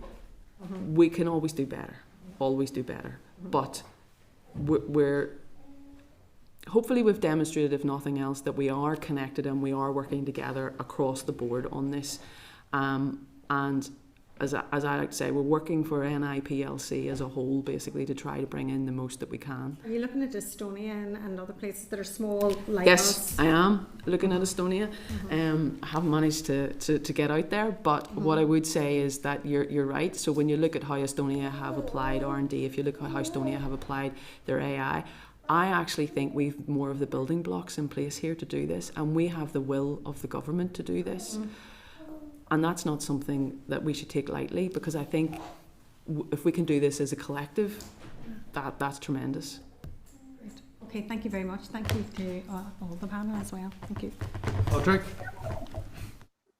Thank you, Chair, and thanks to the presenters. It's been a really interesting presentation, and there's been so many, I suppose, a great diversity of showcasing the use of AI there. What I'm really keen to understand, that just builds on what Philip was asking earlier, is around education and the role of education in this. I worked as a primary school teacher before I took on this role, and a lot of people were, I suppose, quite surprised to learn that even at the lower end of primary school now, coding is a very common thing that you would do with primary school age, and particularly on the secondary school as well. So there's obviously that experience, and young people are quite often ahead of the trends that the rest of us are trying to catch up on. So what I'm keen to kind of learn and hear from your experience of is, within classrooms and within education, what role do you think, firstly, there is for that AI piece to be, as Philip said, you know, part of the curriculum, more integrated? But also, I'm conscious that we don't want to place an additional burden on teachers who are already very stretched. So do you think there's a role for private sector there, you know, for leaders to come in from industry and actually to kind of use that as an innovation space as well? I'll answer briefly, and then if you know, in my previous role as Chief Executive of Software NI, we had a very active mentoring program with software engineers and people in the tech industry called Tech Teach, where they would have, and they were kind of clustered regionally, where it was available for secondary school teachers in digital and ICT to join kind of a regular monthly call to discuss, you know, opportunities, to discuss what the tech industry is doing, how they might incorporate some of that into their lesson plans, and that was done in a fairly engaging and light touch way. In terms of the pedagogy, though, I'd probably hand over to Michaela in terms of your views. So there has been some similar initiatives, and it's currently been run by the Belfast Met, where we go out to secondary schools and primary schools, and local universities will have their own initiatives. But I agree, I think the biggest gap that we have at the minute is this whole literacy. How do we get the teachers and the students using the literacy that we need that is in association with the industry? Because if the industry is coming in with the literacy and the students and the teachers don't have it, there's a piece there for us to help. And I think that can come through the work with Helen in the public services. We're already working with the Education Authority. They're very keen to adopt AI. We're looking at PhDs with them. They're looking to have soft literacy training for all of their staff as one of the biggest employers in Northern Ireland. So I think there's lots that we can do. The other thing that I think we need to agree under Helen's AI strategy is definitely an educational framework under AI. There are lots of nice ones out there at the minute. The Digital Education Council have just launched a fantastic one in early part of this year, and I think we need to start embedding frameworks like that in our education so that teachers are not overwhelmed by the use of AI, and there's that comfortable language about when the students can use the AI. Is it AI assisted learning? Is it AI embedded learning? Or is there no AI to be used? All of that needs to be addressed to take that pressure off the teachers and allow them to stay creative in their industry. So there's a few pieces there that we are starting to feed forward and try and get into those systems and assist with that. Patrick has... There's one, just on the example of what the private sector can do. So we're working with an SME at the moment on one of their proof of concept, and that's an education, an AI assistant for teaching mathematics, sort of to augment that learning. So it's not on the teacher to go through it. It provides feedback in a very sort of guardrail way. So that's certainly an opportunity that person has recognised. I think they're an ex-teacher as well, and they've pivoted into this, I guess, tech field and using that tech for good and tech for learning. I think the other thing as well is we have, Northern Ireland has recently joined and set up a new Academy of Mathematical Sciences, and I've actually had quite a few meetings about this, and they are being linked in now with the Department for Education as well, because the role that mathematics plays in all of this is absolutely huge. So there's quite a lot happening in this space, but Michaela's right, we need to make sure that we've got that correct piece in the strategy that enables that skills and training and development in that particular sector. Yeah, I think, it's great to hear those initiatives and what's going on. And I think my kind of worry would be that because obviously there's such a strong STEM focus and STEM agenda, and obviously that's really necessary and industry focused and so on. But my worry would be that people kind of see it as a specialism then, and see it as something that if they're not strong in those areas, they nearly cut themselves off from, and they have no access to, and so on. But I actually think AI offers the chance to kind of recalibrate that whole conversation and to look at how it benefits literacy and languages and a broader array of things. So really find that really interesting. Obviously, it's an emerging field, so it's going to change consistently, but one of the conversations I would be really focused on is how it can be embedded across the curriculum, because I think sometimes it's both from a teaching point of view, and I suppose I would consider myself quite good with maths and science and so on, but it can be nerve-wracking for teachers and for educators if they don't feel that kind of comfortable in that zone, but also for learners and for young people as well. So it's just something I suppose there's a broader conversation around. And that's why I've very much been advocating for the STEAM agenda. Not just STEM, it's about STEAM. If you want to have proper integration, this is how you do it. And Helen, just to add to that, you're very right. We've been now holding the Gen AI Educational Conference in Northern Ireland for 3 years. We're really leading in that area. So that's predominantly focused at educators from across the UK, the north and south of Ireland, coming along with what practices they've tried out, what's working, what's not working. And what's really nice, we've started to have a lot of student co-creation in that conference as well. So there's a lot of learnings from those 3 years that we can pick up and see what is worth rolling out and what's not. No, really appreciate your comments, and that's hopefully we kind of can continue this conversation, because I'm sure myself and others will have a lot more questions. So thanks very much. Colleagues, thank you very much for that. I think that was a very useful discussion, and no doubt we'll be in regular contact with you. Can I thank you on behalf of the committee for the vital work that you're doing for the Northern Ireland economy, and we look forward to our continued engagement with you. So thank you very much indeed. Thank you very much. Thank you very much. Yeah, do you want to go with yours? And then I'll okay, colleagues, just to agree some follow-up actions. Peter? So, members, is the committee content to, write to the department just asking about the innovation projects that is identify the science champion, the AI champion, and also what the department's doing about AI growth zones? This is something that the committee wrote about actually to the UK government before summer recess. And the only other one I had, members, was in relation to the Minister's ongoing work with DCIT to ensure that Northern Ireland continues to get its fair share of R&D funding. Make sure we get that money, don't yeah. we? Anything else, colleagues? Agreement? Not great? Okay, thank you all very much indeed. We'll then move to the next item. Which is Nathan. Yep. Here he is.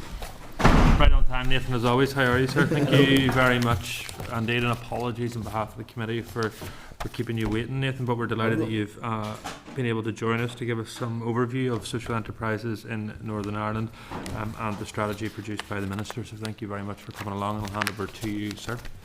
Good morning, committee. Committee recall I provided a briefing paper on social enterprises which looked at international best practice in a number of countries. Following that meeting, the committee requested follow-up information on a number of points raised at the previous meeting. Based on the points raised, the committee prepared two papers for the committee's consideration today. The first looks at the current state of play of social enterprises in Northern Ireland, the European Union and Republic of Ireland, and the second looks at social enterprises from the lens of female participation and leadership. So first, I'll give the committee an overview of the paper looking at the current state of play of social enterprises in Northern Ireland, EU and ROI.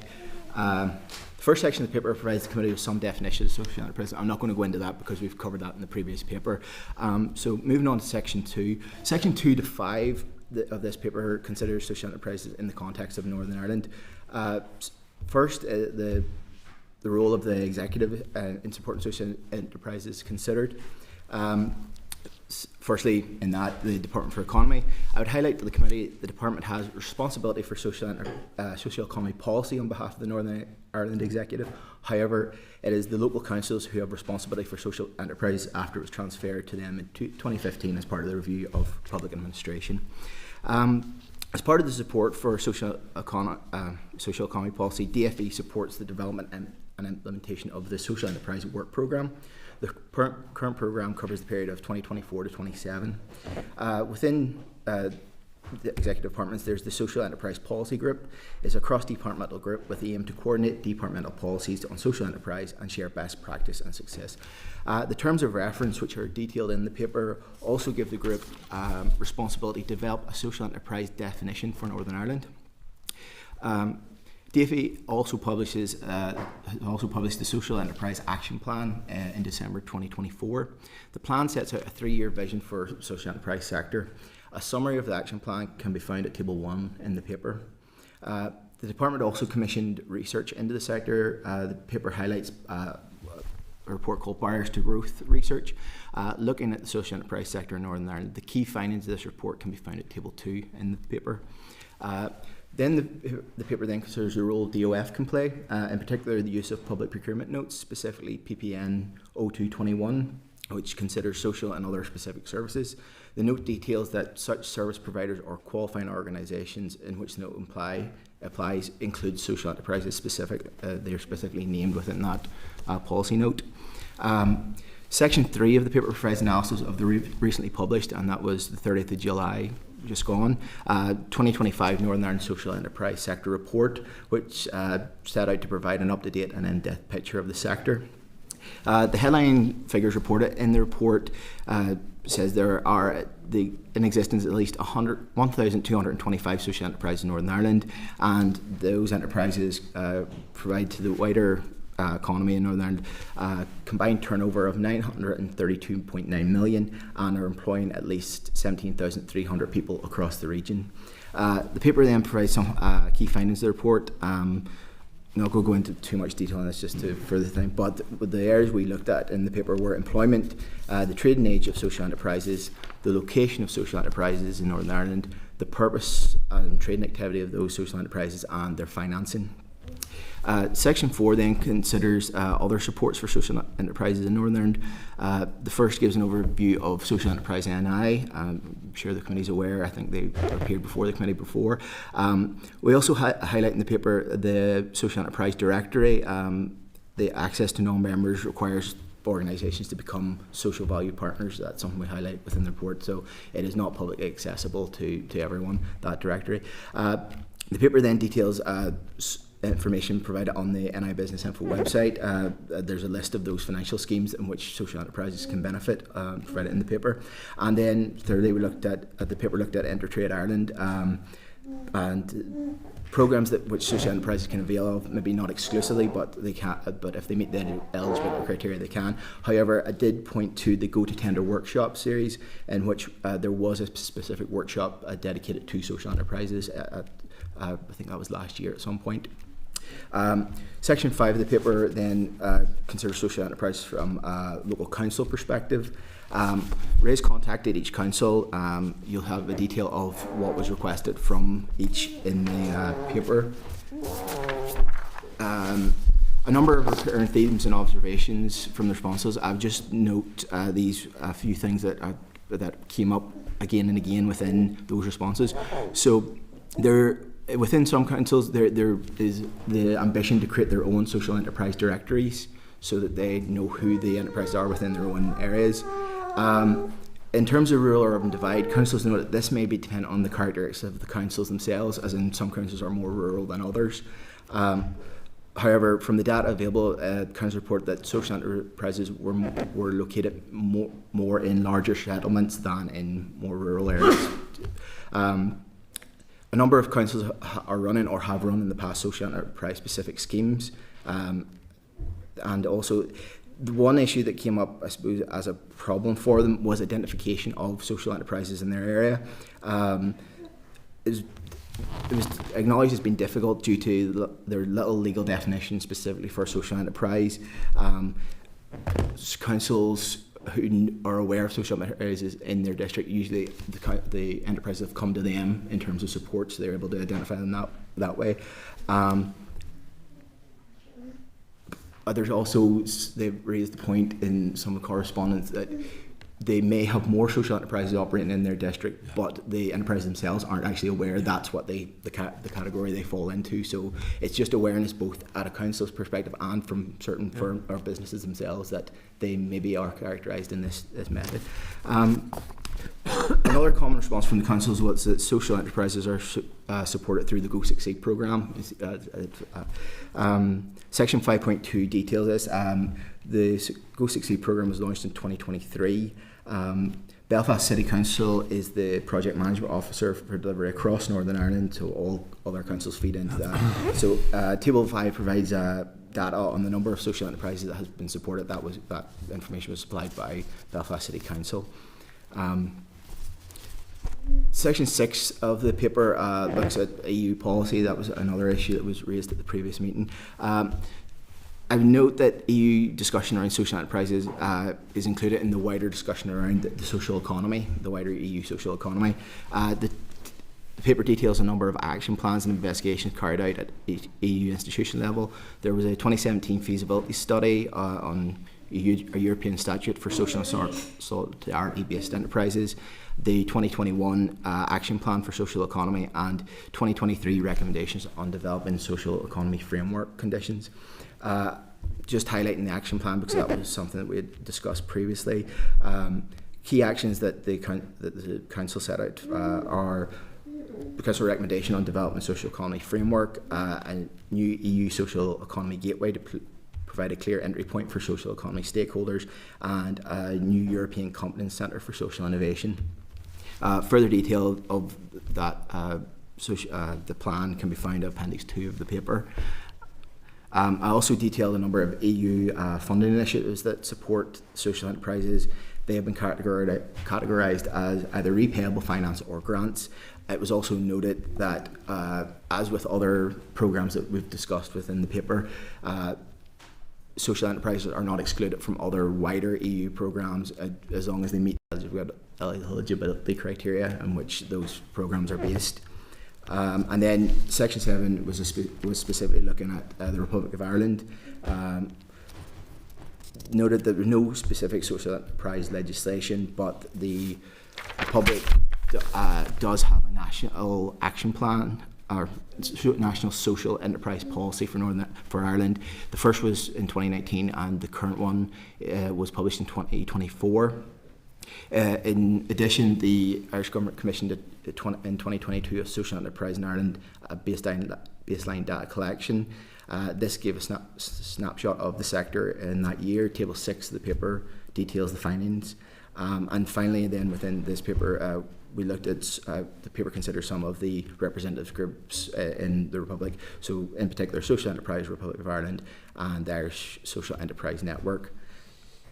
That was the first paper, and as you read, there's two. So do you want to take questions on that now, or we'll just go through into the female participation? I'll keep going if you're happy enough. So again, Section 1 is very similar, a definition piece of social enterprises and some specifics on women participation in the labour market and leadership positions. Section 2 of the second paper considers analysis that has been carried out internationally, specifically by the World Economic Forum and the British Council. In 2024, the World Economic Forum carried out a review of global data. However, this was not specifically focused on women, but they did note several specific gender-related findings. 1 in 2 social enterprises worldwide are led by women, compared to 1 in 5 of conventional enterprises. But they do caveat that those figures do vary significantly across countries that they analysed. More specifically, the British Council in 2017 carried out an analysis of the role of social enterprises in supporting women. The countries they selected were Brazil, India, Pakistan, and the United States. Table 1 provides an overview of the findings of this, but I would highlight to the committee that there were recommendations within that report that were for governments in general. As you know, those countries are varying economic and social status, but the points that the recommendations were: governments should bear in mind that any policies to support women in work will actively support the social enterprise sector which has disproportionately high female workforce. Government should prioritise eliminating gender imbalance through caring responsibilities through legislation and support, and they find that social enterprises may be a way to achieve this. And finally, governments and social enterprises should work in partnership to increase the use of social entrepreneurship education in schools. As I say, I think perhaps the first recommendation is one to consider there, that, and again as shown by some of the other in the previous report, that when you engage programs where they may not be specific for social enterprises can benefit, and if they are directed at women, if women have a higher percentage of leadership or workforce, they may be more inclined to apply and have a better percentage of chance of being successful in those programs. Section 3 is an analysis carried out at a European level. This was based on 2022 survey results, but the actual women in social enterprise observations were published in 2025. Table 2 of the paper provides an overview of the findings of their support. Section 4 provides more detailed analysis at a UK level, including Northern Ireland and the Republic of Ireland. Each of these are based on the most recent surveys carried out on the social enterprises in each region. So the UK State Social Enterprise Survey just highlights some of the key findings there. 59% of social enterprise leadership teams are at least half female, and 88% of social enterprise leadership teams include at least one woman. 58% report at least half their workforce are women, with 15% reporting that their entire workforce are comprised of women. And on average, female-led social enterprises pay more tax than those led by men. As I say, more analysis needs to be done there. It would suggest more profitable, but there may be other factors there, but that's something just that they noted in the paper.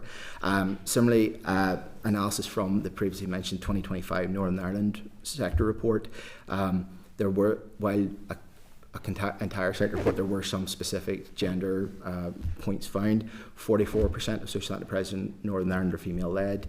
82% of those surveyed women were making up at least half their employees, with a fifth were stating their entire workforce were women, so slightly higher than the UK average. And social enterprises with a higher proportion of female staff in Northern Ireland are more likely to be located in areas of high deprivation. The Republic, again, the figures you'll see within the paper are based on the baseline data collection report from 2022. Again, I'm not going to go into too much detail, but the areas considered here were gender representation in the workforce, volunteers, and board membership. Then we moved on to the Shared Island Enterprise Scheme. This, the committee recall, that was something that was mentioned just at the end of the committee in the last meeting, so I've done a bit of a deep dive into that.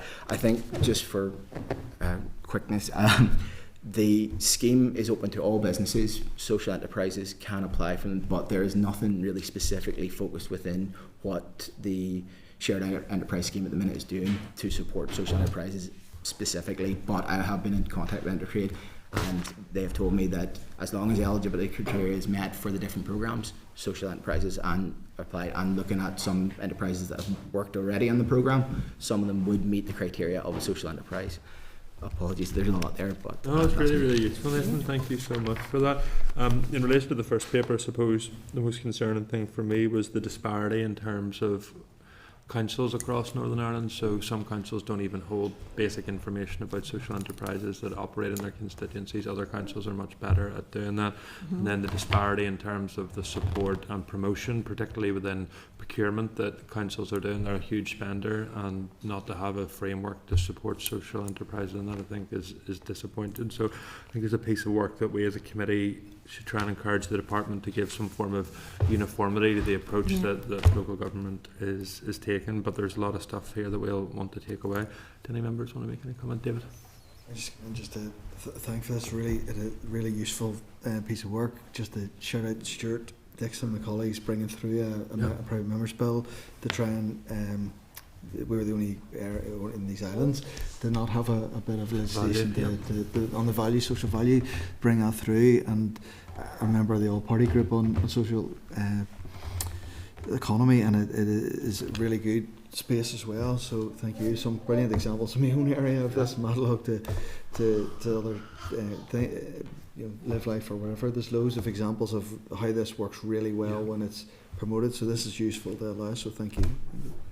Anybody, any other comments on at this stage? If not, can I, on behalf of the committee, thank you, Nathan, very much for that. And no doubt we'll be back to you with further discussion. So thank you so much. Yeah, thank you. So members who can be content to write to the department, just asking them what the steps they're going to take to ensure uniformity of approach across the district councils in respect of gathering the data and providing the support. Members content with that? Agreed. Yep.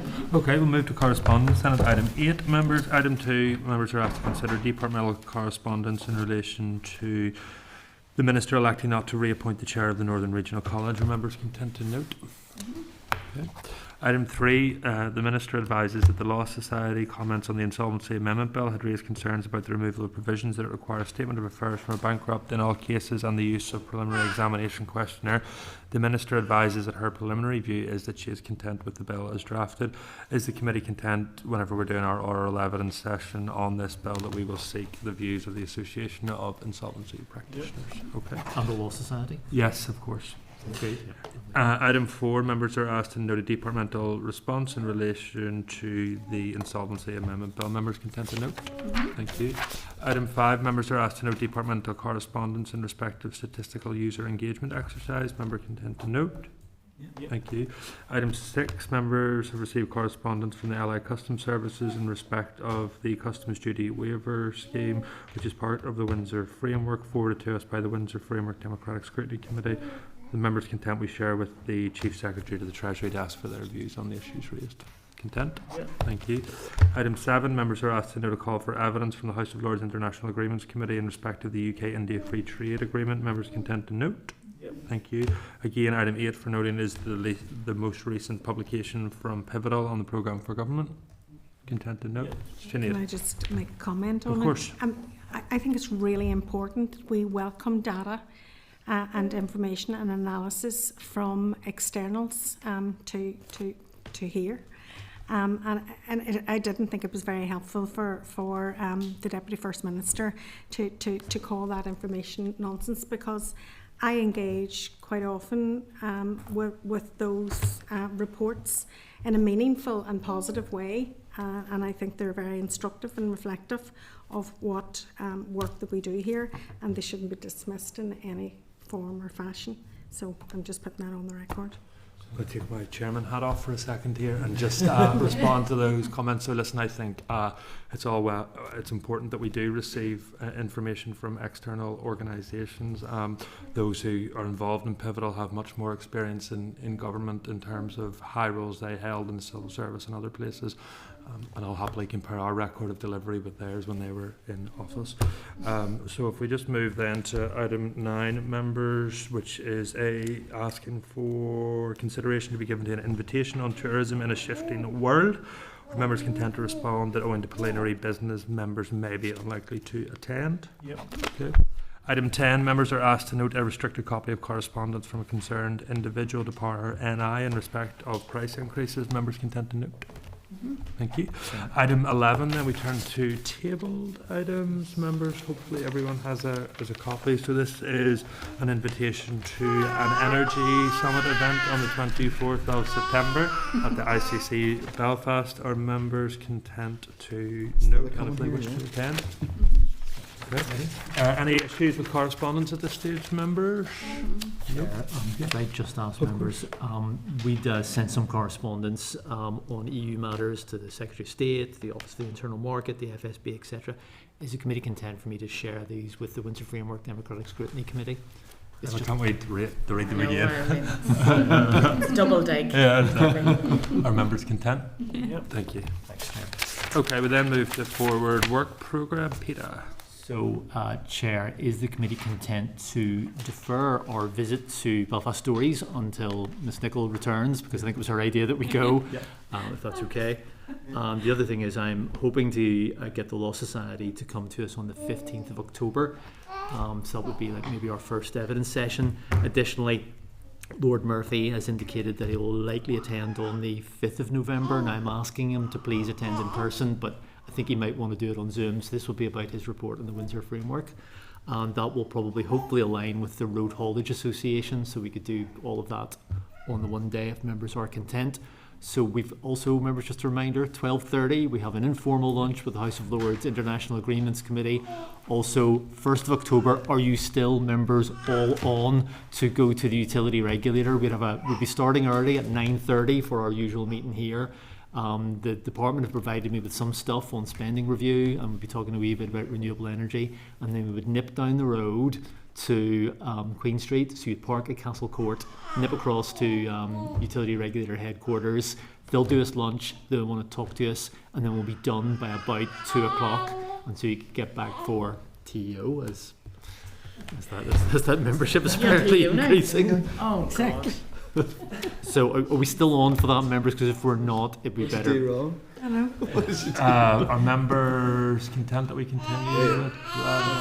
Okay, thanks, Chair. And then if we just issue a wee list of other agreed external, because don't we have a Kilkeel visit at some stage? We do. Kilkeel is the 8th of October. Okay.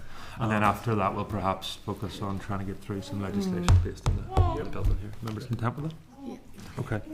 Can I ask just as well about the Good Jobs Bill? Have we any idea where we are with that? Because I'm just really conscious of kind of how large that could possibly be, and it would nearly swamp your Forward Work programme in a way. So have you any?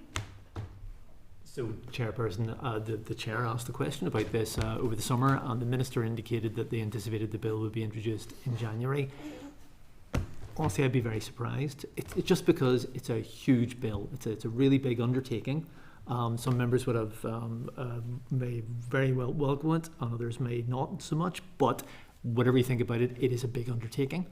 There are quite a lot of things happening in Westminster, which they may or may not wish to take account of. So I'd be surprised if we see it in January.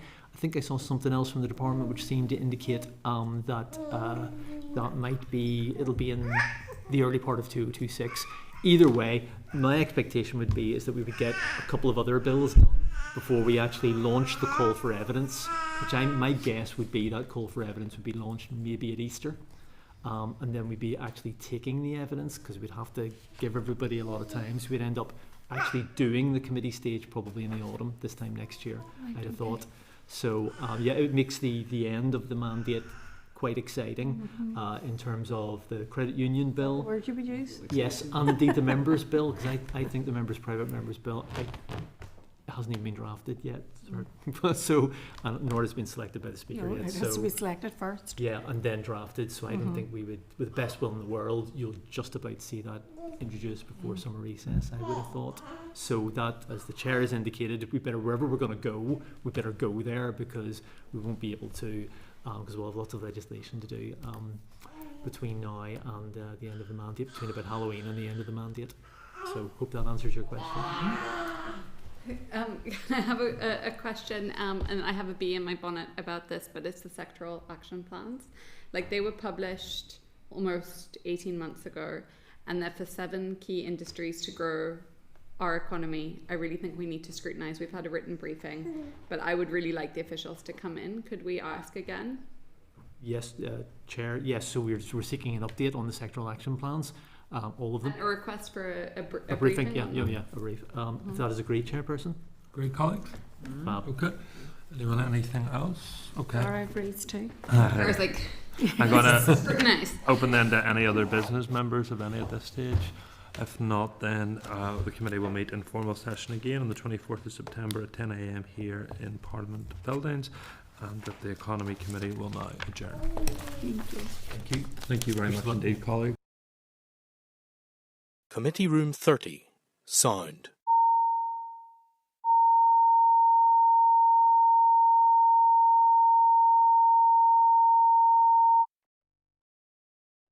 Committee Room 30, sound.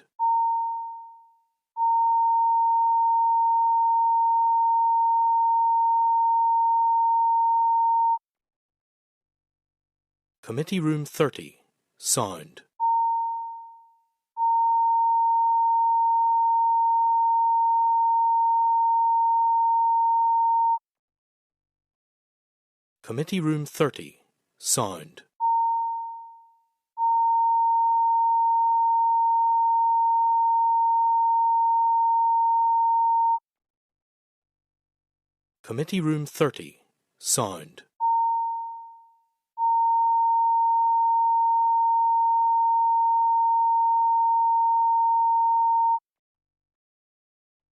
Committee Room 30, sound.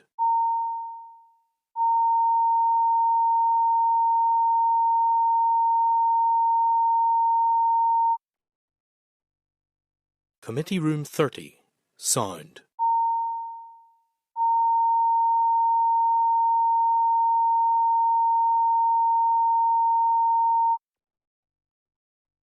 Committee Room 30, sound.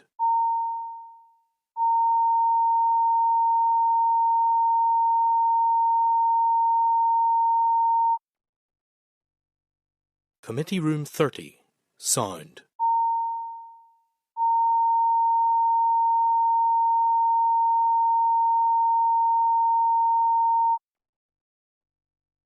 Committee Room 30, sound.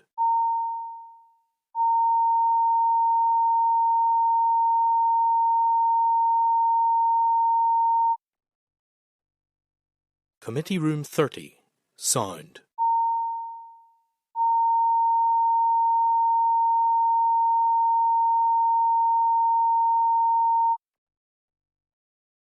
Committee Room 30, sound. Committee Room 30, sound.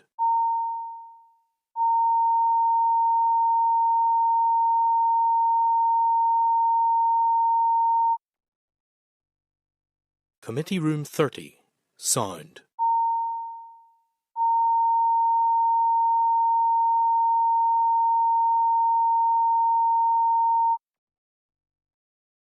Committee Room 30, sound.